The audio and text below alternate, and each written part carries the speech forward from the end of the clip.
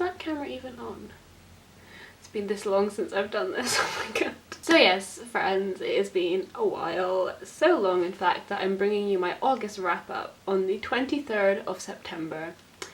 I am awful, I know. But to be fair to myself, I was on holiday in Alicante at the beginning of September, which was muy bien, thanks for asking.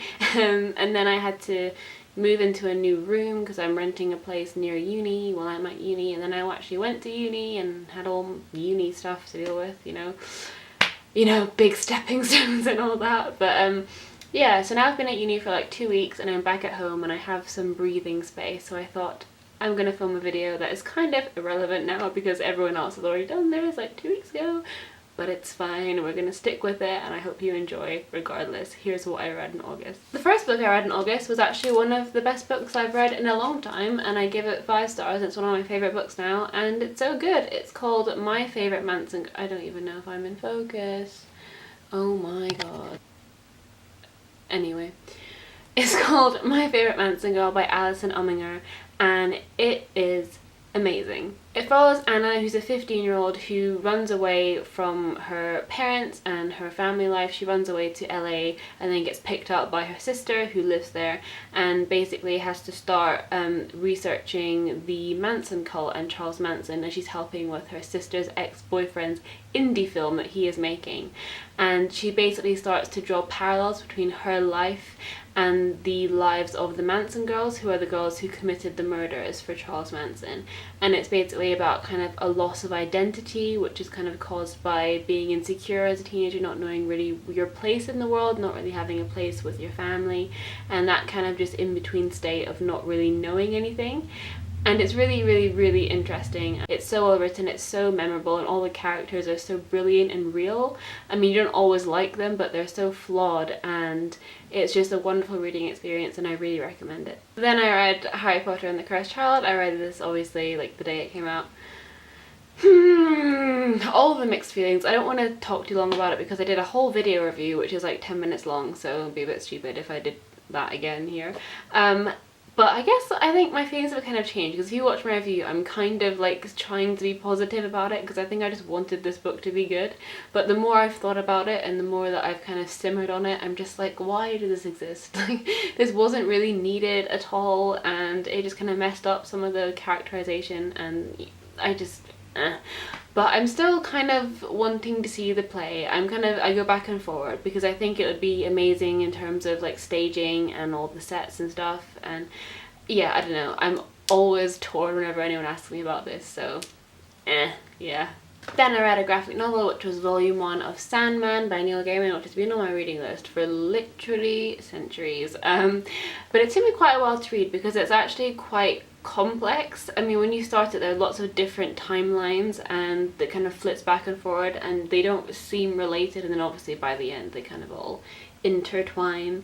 And also there wasn't really an overarching story really. It's about this the Sandman, who's kind of like the god of dreams and nightmares, who gets trapped on Earth, and then when he's released has to go back through time and find the possessions that he's lost. And so it was interesting in that aspect, but it just was kind of like a treasure hunt in a way.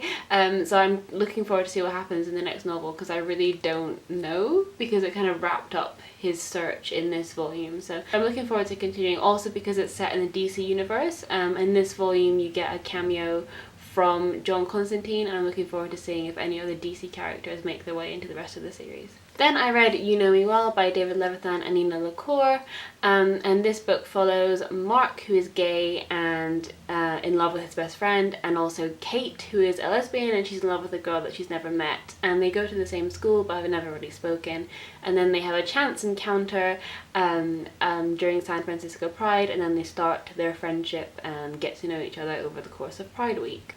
I really enjoyed this, and I read it at a really good time because Kate is about to go off to uni, but she's questioning, you know, the course she's doing, and she's questioning whether she's ready, and this book just really captures that kind of in-between state of, you know, are you ready for the next step, or doubting yourself, and, you know, kind of stepping stones like between who you are and becoming who you want to be, kind of thing. And that was really well done, and I really liked that. And I think it handles friendship really well also, because Kate is kind of growing apart from her friends, they're all changing and doing their own thing, and it just really, it captured that, and it kind of hit me a bit hard because I'm in kind of the same position. And also there's a poetry slam, and I loved the poetry in the poetry slam, and that was really good. And it was just a really fun summer read that just kind of, you know, had an emotional hit for me as well. My dad is phoning me. No. Hello? Hi.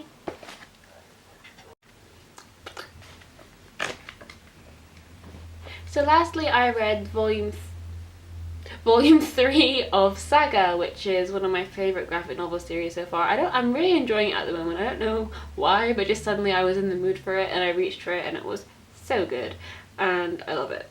And I read it all in one sitting, which is really easy because it's a graphic novel, but it's just really addictive, and I'm really loving the characters, and I just really recommend this series. I've talked about it so much, but I don't care. Just read it. Thanks. Oh my god, why did I do that? It's literally the worst thing in the world. Stop. Thanks so much for watching my belated August wrap up. I hope you enjoyed it, and please let me know what you read in August, but you've probably forgotten by now because it was centuries ago. But anyway, I will see you soon with another video. She says, hopefully. Bye.